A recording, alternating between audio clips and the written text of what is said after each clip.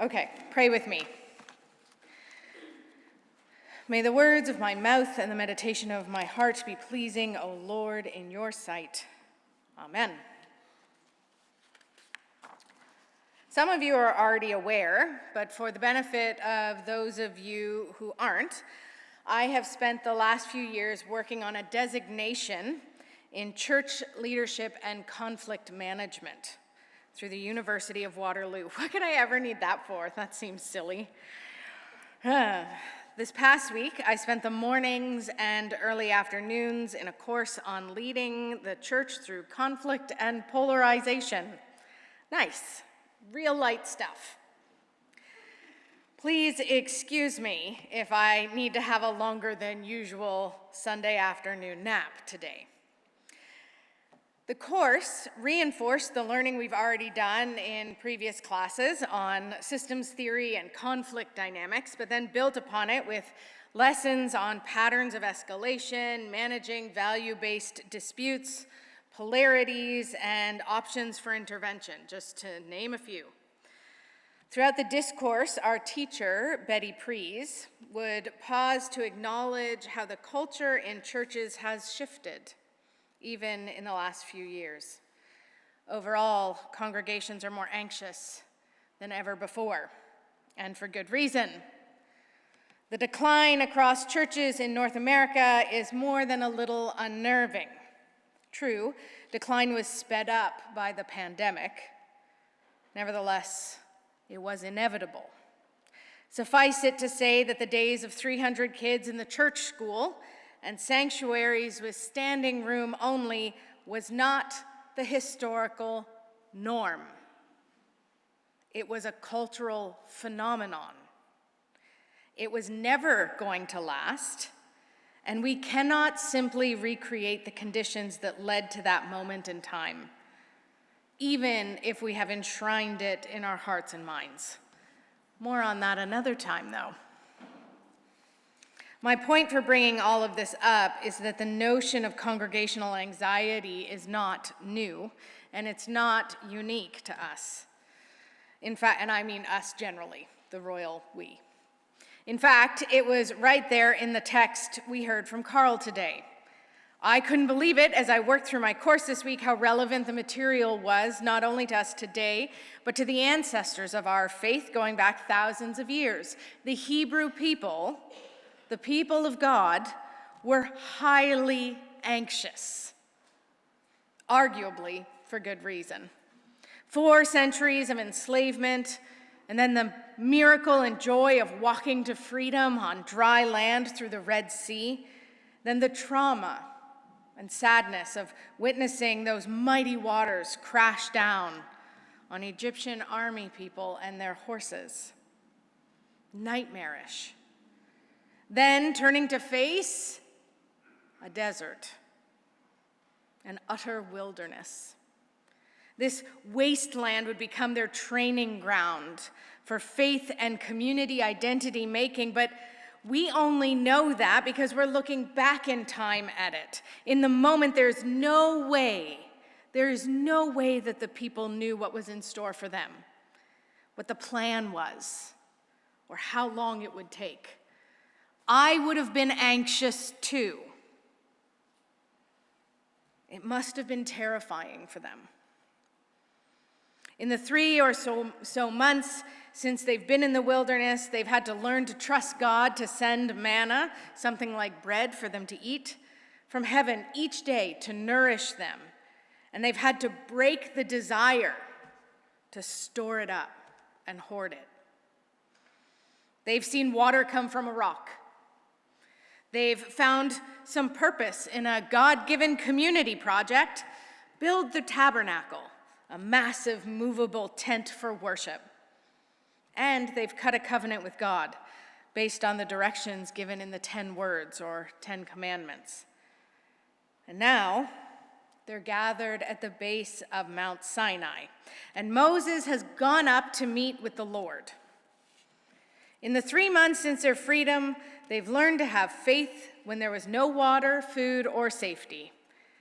And now they're about to have a hard lesson on faith when there was no assurance that God was near, and their leader appeared to be AWOL. Moses had been up at the top of Mount Sinai for 40 days, and the people have become very anxious. They weren't just worried about Moses, but also about their survival, because he was their mediator with the God who had kept them alive in the desert. When they left Egypt, they were following a dream that Moses spoke to them. When they reached the Red Sea, it was Moses' outstretched hand that they saw that parted the waters. When they ran out of water and food, they brought their complaints to who? To Moses, who brought it to God, and God provided for their needs. When they are afraid of the Amalekites who are attacking them, God delivered them in battle as long as Moses' hands were upstretched to the heavens. And when they were terrified of the thunderous holiness that descended on the top of Mount Sinai, it was Moses who climbed the mountain on their behalf. But Moses has been gone a long time. He's been on some kind of extended study leave. It's been 40 days. And the people said, "We do not know what has become of him."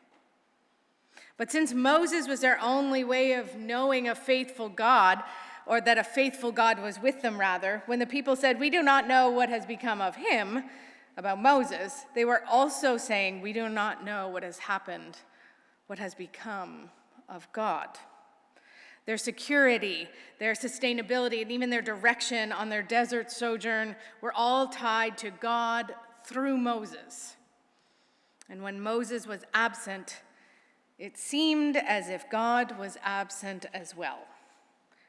To be out in the hot, barren desert so long without any word from God or any assurance that he even remembers you, well, that's enough to make you get a bit anxious, which might make you search for a new God. Throughout this fall, we've been touching on the matter of faith, haven't we? Through Abraham and Sarah and Hagar, and frankly, how hard it can be, especially when it stretches our longed-for timelines, or upends our expectations, or resists our attempts to do an end run. Faith invites us to loosen our grip, our addiction to control. This is an individual exercise, and it's also a collective one, a congregational practice. Faith is hard work, and it's made even more difficult when we feel like we haven't heard from God in a hot minute, or we're waiting for a word of reassurance, another shot in the arm. Give me a sign, Lord. No, a signier sign. Where are you? We need you. I need you. It's taking too long. This radio silence making us anxious. Here's a hard pill to swallow, as if this whole sermon hasn't been. 20th century author, philosopher, and Christian apologist G.K. Chesterton once wrote, "When people give up worshiping the God of heaven and earth, they don't worship nothing. Rather, they worship everything." Our text tells us when the people saw that Moses delayed to come down from the mountain, the people gathered around the priest Aaron and said to him, "Come make gods for us, who shall go before us. As for this Moses, we don't know what's become of him." What the people were saying essentially was, "Aaron, do something to take away the fear. Make another God for us, a God that is more manageable, more tangible, more accessible, one we can get our hands on when we need it, one we can control. Manage our anxiety, priest. Give us a backup plan." In their anxiety in the desert, they didn't become atheists. They weren't entirely monotheists either. Maybe they just thought they needed more than one God. And if we're honest, we can understand that. When it feels like we have lost touch with God, We may still come to worship at church, but don't we all have a bit of a backup plan, a plan B for our safety, our security, maybe even our salvation?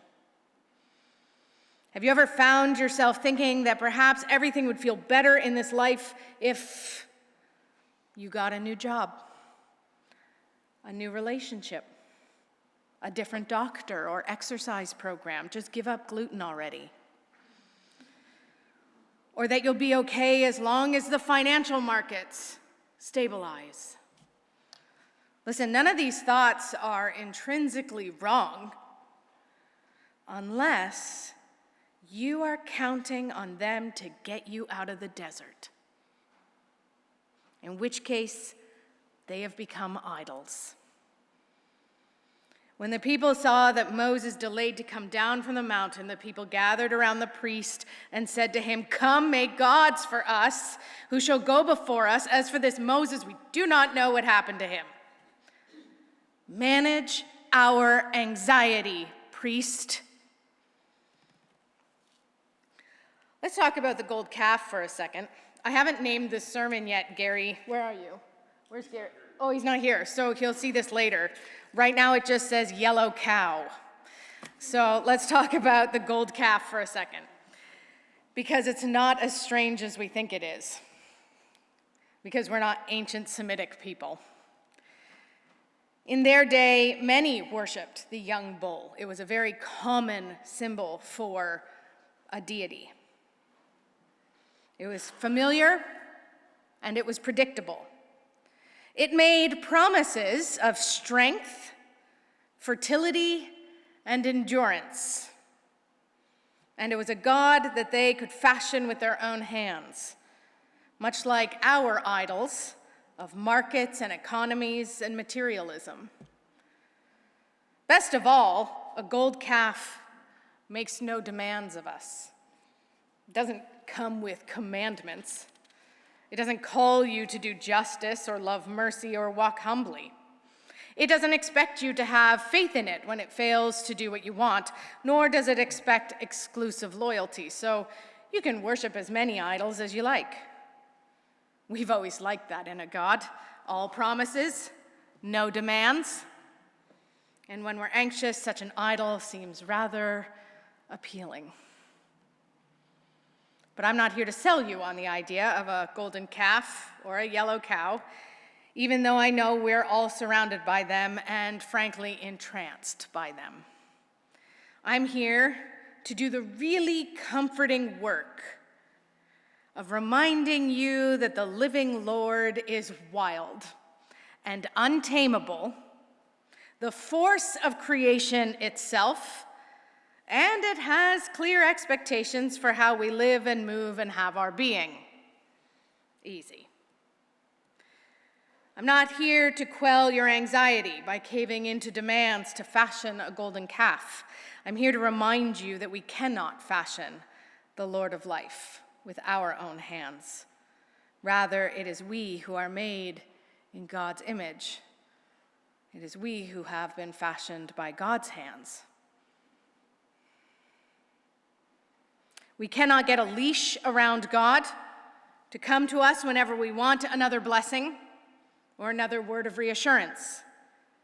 But that's because the Lord is making room for us to have faith, which is the rationale behind 40 years spent wandering in the desert.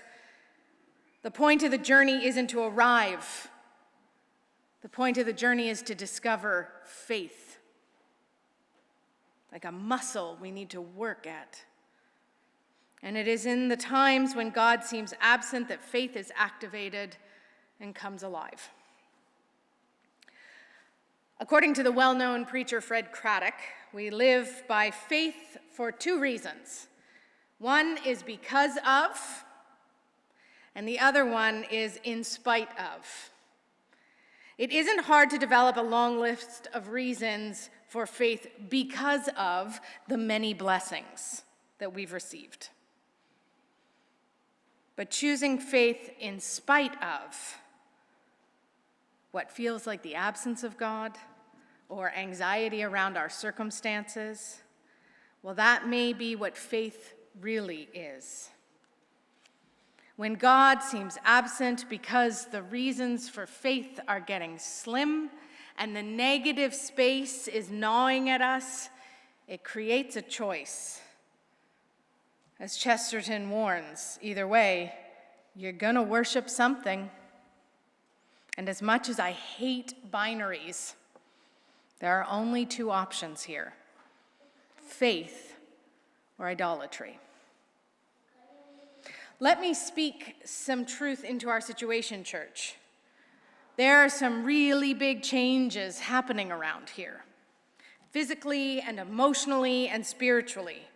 For those of you who have been coming to this place at the corner of Lakeshore and Dunn for years, decades, a lifetime, generations, let me talk to you for a minute. It's upsetting to show up and not know which door to use,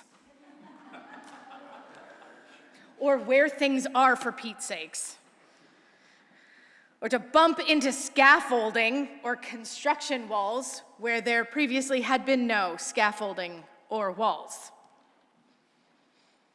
Big changes make us feel anxious, vulnerable, and afraid. And for those of you who are newer to this place, who are really just maybe coming out of another place, another worshiping community, that whatever was happening, whatever was going on there, you've come looking for some stability in the midst of a life that already seems so unpredictable, let me talk to you for a minute. Maybe it's a bit disappointing to realize that even here, in a centuries-old Presbyterian church, you can't get much more traditional and staid than Presbyterianism. Even here, there's a dust-up as changes are taking place. And change can be unsettling. And for those of you coming from Hopedale, I can't imagine the swirling emotions that you are feeling. Grief mixed with hope, mixed with worry as you join in with another congregation. It's like trying to fit into a new suit. You generally know where the arms and the legs and the head go, but it feels a bit different and maybe a bit stiff or scratchy. Sorry if it smells funny. We're doing a new thing, but we don't quite have a clear picture yet, do we? Amalgamation is a big change, and big changes make us feel anxious, vulnerable, and afraid. And it is normal for conflict to arise when congregations feel anxious and vulnerable. And it is normal for some to thrive in the midst of chaos and others to put their head in the sand. Normal.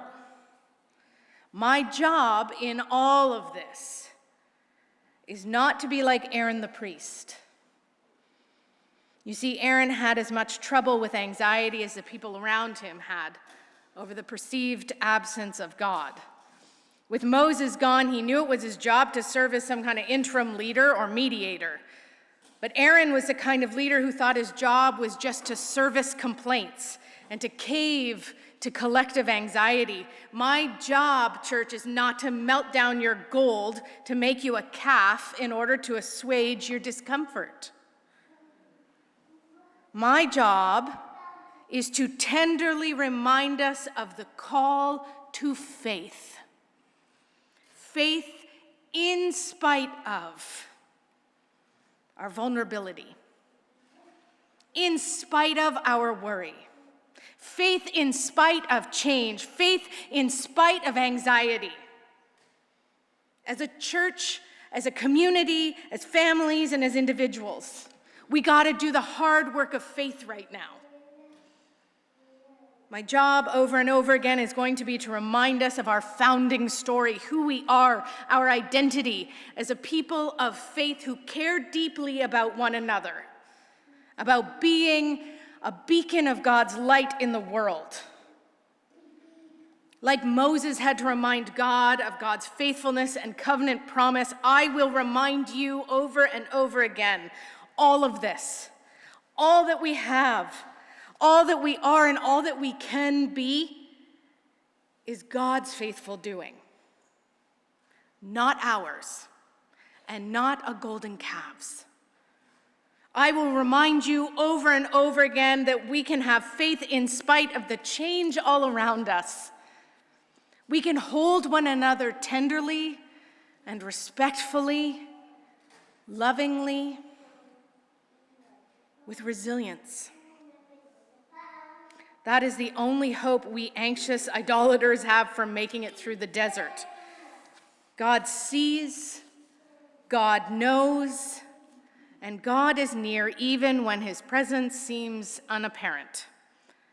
And God is merciful. That is what we need to know to live with hope through times of transition, both individually and corporately. And today we come to the Lord's table, where symbolically the Lord reminds us again and again that we will not be abandoned. We have been nourished. We have been loved. And God will be faithful tomorrow and tomorrow and tomorrow. To God be all the glory. Amen.